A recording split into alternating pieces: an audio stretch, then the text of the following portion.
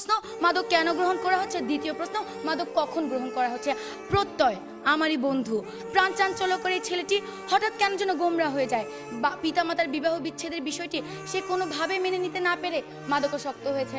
Speaker, আমি যখন তাকে জিজ্ঞেস করি তখন সে আমাকে উত্তরে বলে যে সিমিন, আমি যখন ঘুমের ওষুধ খাই না তখন আমার শান্তি লাগে, আমি না সব ভুলে যাই। মা বাবা যতই ঝগড়া করুক না কেন আমার কিছুই আমার কানে যাচ্ছে না।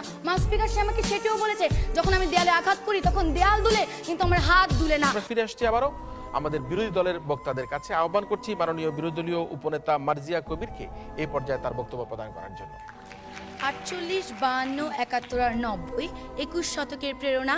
এখনই সময় হবে নতুন স্বপ্নের সূচনা। আর এই নতুন স্বপ্ন সূচনার অগ্রযাত্রা আজ থেমে গেছে যুব সমাজের অবক্ষয়ের কারণে। ধন্যবাদ মান স্পিকার, আজকের এই মহান সংসদে আমাকে ফ্লোর প্রদানের জন্য।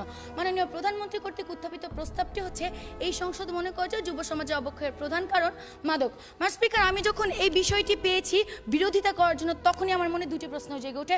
প্রশ্ন, মাদক কেন গ্রহণ করা হচ্ছে? দ্বিতীয় প্রশ্ন, মাদক কখন গ্রহণ করা হচ্ছে? এই দুটি প্রশ্নের উত্তর যখন আমি বের করছি ঠিক তখনই দেখা গেছে যুব সমাজের অবক্ষয়ের কারণে আজকে মাদক গ্রহণ করা হচ্ছে, মাদকের কারণে আর যুব সমাজের অবক্ষয় নয় মান স্পিকার।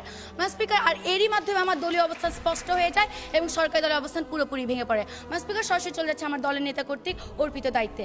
আমি আজকে আমার জীবনের বাস্তবধর্মী একটি কাহিনী বলবো। প্রত্যয় আমারই বন্ধু, প্রাণ চাঞ্চল্যকর এই ছেলেটি হঠাৎ কেন যেন গোমরা হয়ে যায়। পিতামাতার বিবাহ বিচ্ছেদের বিষয়টি সে কোনোভাবে মেনে নিতে না পেরে মাদকাসক্ত হয়েছে।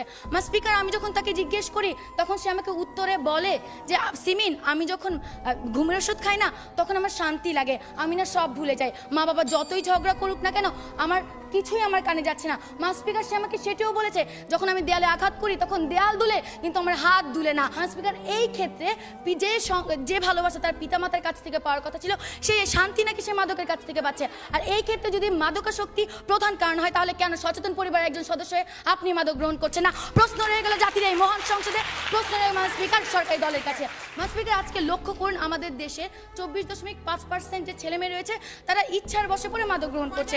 এখন তাদের কথা হচ্ছে তারা হচ্ছে এক্সেপশনাল, আর আমরা সকলে জানি exceptional is never be called normal. Speaker, লক্ষ্য করুন আজকে পরিবার থেকে যে মাননীয় বিরোধী নেতা একটুখানি যে প্রশ্নটি নিয়ে আমরা, আপনি আপনার পারিবারিক একজন মানুষের উদাহরণ দিয়ে পুরো বাংলাদেশের সকল যুবকদের উদাহরণ আপনি তুলে ধরতে পারেন না। স্পিকার, আপনি একজন মানুষের মাদকাসক্তের কারণ নিয়ে পুরো বাংলাদেশের প্রত্যেকটি যুব সমাজের অবক্ষয়ের জন্য মাদকাসক্তি মাননীয় স্পিকার, পারেন না। কোথায় একজনের মাদকাসক্তি নিয়ে আমরা কোথায় উদাহরণ তুলে ধরেছি? তাহলে আজকে আপনি বলে যাবেন যে আজকে যে অবক্ষয়গুলো ঘটছে সেই অবক্ষয়ের মধ্যে যদি আমরা মাদককে উঠিয়ে দিই যুব সমাজে কি আর কখনো অবক্ষয় ঘটবে না?